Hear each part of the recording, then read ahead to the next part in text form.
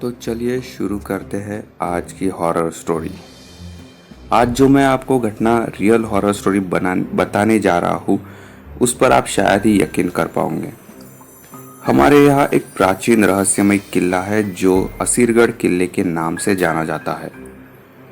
एक दिन मैं मेरे दोस्तों के साथ वहाँ घूमने गया। हम शाम को 6 बजे वहाँ पहुँचे। हम जब उस किले के द्वार पर पहुँचे तो वहाँ ताला लगा हुआ था, क्योंकि शाम 5 बजे के बाद यह द्वार बंद हो जाता है और कोई भी यहाँ नहीं आता। उस किले के पास मैं और मेरे दोस्तों के अलावा कोई नहीं था।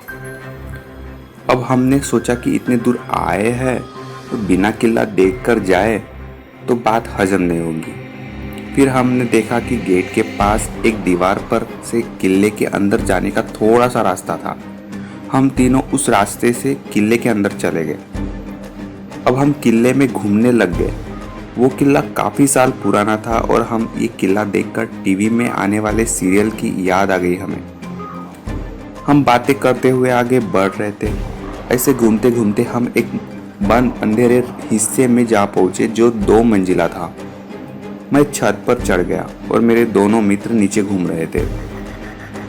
ऊपर छत पर एक अंधेरे कमरे में पहुंचा तो मुझे किसी के रोने की आवाज़ सुनाई दी, तो मैं थोड़ा घबरा गया।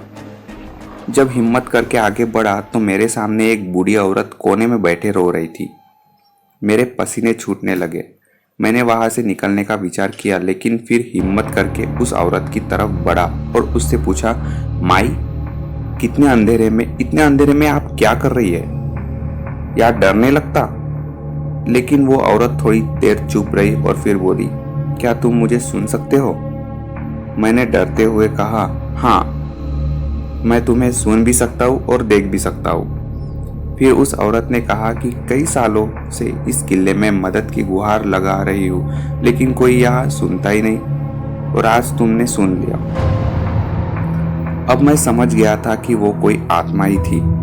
वो डरावनी नहीं थी। मुझे डर नहीं लगा और आत्मा से बात करने की उत्सुकता बढ़ गई। उस औरत ने कहा, मैं तुम्हें कोई नुकसान नहीं पहुंचाऊंगी। ये कहकर वो अपनी आप बीती मुझे सुनाने लगी। उसने बताया, मेरा नाम इंदुमती है। मैं यहाँ के राजा की रानियों में तीसरी रानी हूँ। मुझसे 2 बड़ी रानियाँ, एक और छोटी रानी है। वो दोनों बड़ी रानियां मुझसे ईर्ष्या द्वेष भावना रखती थी, क्योंकि मैं उन चारों में अधिक न्यायप्रिय और राजा की अधिक चहेती थी। एक दिन उन बड़ी रानियों ने राजा साहब के शिकार पर जाने के बाद मुझे अपने कुछ वफादारों के साथ मिलकर इस कोठरी में कैद कर लिया और मुझे विष दे दिया।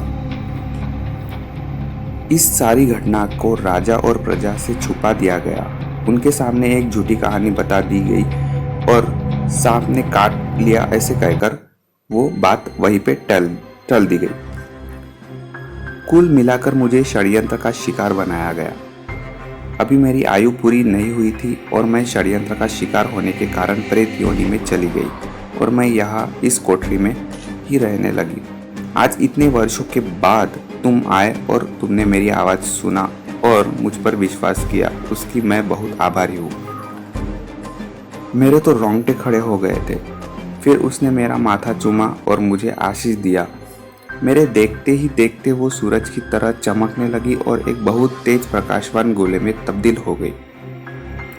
इस सारी घटना के समय उस कोठरी में पूरा प्रकाश छाया हुआ था और एक धमाके के साथ किले की सारी कोठरी एक बार खुली और बंद हो गई और वो प्रकाश का गोला सब कुछ अपने आप में समेटे हुए उस रोशनदान से बाहर चला गया। अब उस किले में चारों ओर अंधेरा ही अंधेरा था, क्योंकि अब तक सूरज डूब चुका था और बाहर हल्का उजाला था। अभी पूरी तरह अंधेरा भी नहीं हुआ था।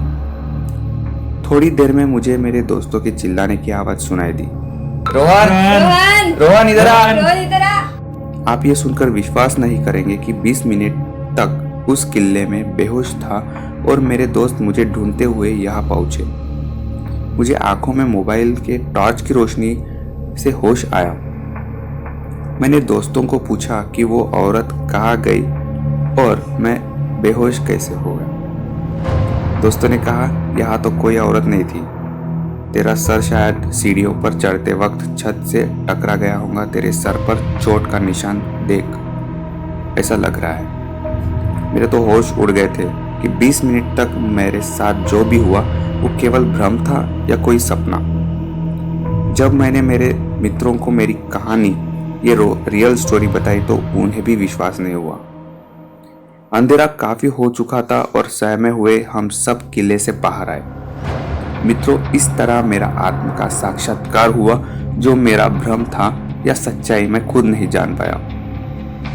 आज भी मैं उस किले के बारे में सोचता हूँ तो किले की उस औरत की तस्वीर मेरे सामने आ जाती है और उसकी कई आप बीती मेरे कानों में गूंजती है।